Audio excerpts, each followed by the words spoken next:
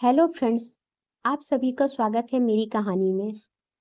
लगभग 17-18 साल की थी मैं जब उनके मार खाने की, रोने की, चीखने चिल्लाने की आवाजें सुनती थी। कुछ साल बाद मेरी शादी हो गई और अब जाकर मुझे उन दीदी का दर्द समझ में आता है। आइए जानते हैं आगे की कहानी। नेहा को मायके आए हुए आज 2 दिन हो गए।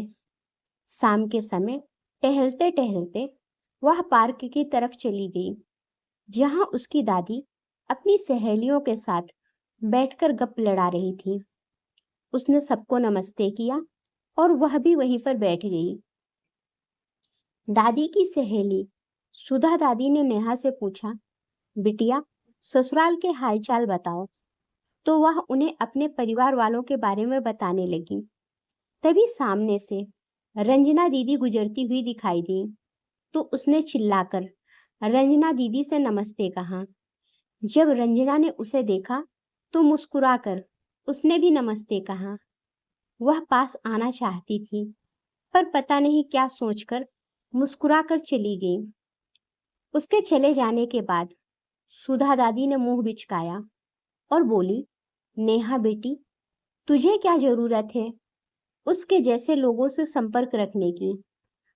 नेहा समझ नहीं पाई। उसने सुधा दादी से कहा, दादी, आप ऐसा क्यों कह रही हो? रंजना दीदी इतनी तो अच्छी हैं। तो सुधा दादी ने कहा, क्या तुझे पता नहीं है, इसका रामू के साथ अवैध संबंध है। पति जब था तब तो थोड़ी गनीमत थी, अब तो खुलेआम उसके घर में रहता है और आता जाता है। एक नंबर की चरित्रहीन है। रंजना अपने बच्चों से भी शर्म नहीं करती। नेहा ने बात को बीच में काटते हुए कहा, दादी, आप उन्हें चरित्रहीन कैसे कह सकती हैं? क्या जिंदगी में एक बार गलत आदमी मांग भर दे तो उसके बाद लड़की की जिंदगी खत्म हो जाती है? क्या उसे जीने का अधिकार नहीं रह जाता? और रही बात रंजना दीदी के पति नीरज की, तो उस शराबी की पत्नी होने से अच्छा है विधवा या अविवाहित रहना। अरे कौन सा सुख उसने रंजना दीदी को दिया था? बस एक ही सुख दिया था, 3-3 बच्चे उसकी गोद में कम उम्र में थमा दिया और खुद होटल में काम करता था, शराब पीकर पड़ा रहता था। हफ्ते में एक बार उनसे मारपीट करने और पैसे छीनने के लिए चला आता था। कितनी बार मोहल्ले वालों ने देखा कि वह सरेआम मारपीट कर रंजना दीदी से रुपए छीन ले जाता है। वह यह भी नहीं सोचता था कि खुद तो वह पैसे उन्हें नहीं देता है, फिर वह बच्चों को क्या खिलाएगी। वह तो रामू चाचा के डर से थोड़ा बाद में मारना पीटना कम कर दिया और अपने शराब की लत से ही मर गया। तब इसी रामू चाचा ने रंजना दीदी को सहारा दिया।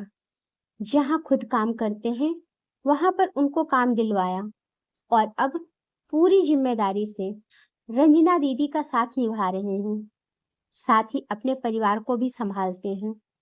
जिस रामू चाचा के साथ संबंध के चलते आप रंजना दीदी को चरित्रहीन कह रही हैं, उसी रामू चाचा की देन है कि रंजना दीदी की दोनों बेटियां ब्याह करके अच्छे घरों में सुखी ससुराल में जा चुकी हूँ और बेटा भी काम करके अब अपनी माँ का सहारा बन रहा है।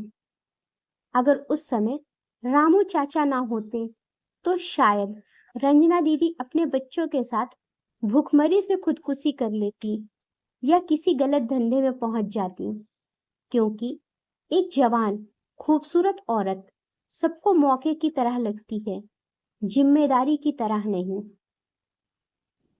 पूरे समाज में यदि किसी ने यह जिम्मेदारी उठाई तो रामू चाचा थे और अब भी वह जिम्मेदारी पूरी ईमानदारी से निभाते हैं, रंजना दीदी की भी तथा अपने परिवार की भी। आज जब मैं खुद बाल बच्चेदार हूँ तब मुझे यह बात समझ में आती है, कितना मुश्किल होता है सारी जिम्मेदारियों को इस महंगाई के जमाने में निभाना, जबकि हम दोनों मियाँ बीवी दोनों ही कमाते हैं, फिर भी कुछ ना कुछ कमी रह जाती है। तो सोचिए, वह अकेली 3-3 बच्चों के साथ किस प्रकार गुजर बसर करती। अगर उन्होंने किसी का हाथ ईमानदारी से थाम लिया, तो मेरे लिए उस शराबी और जलील के रिश्ते से ज्यादा पवित्र रिश्ता रामू चाचा और रंजना दीदी का लगता है। आपके लिए बेशक वह गलत होगा, पर मेरे लिए रत्ती भर भी नहीं। दादी नेहा की बातें सुनकर कुछ भी प्रत्युत्तर में नहीं बोल सकी। सच में हमारा समाज दोगला है। किसी औरत की मदद करना तो दूर, मदद करने वाले को ही बदनाम कर देता है। अगर आपको कहानी अच्छी लगी हो तो लाइक करें और मेरे चैनल को सब्सक्राइब करें। धन्यवाद।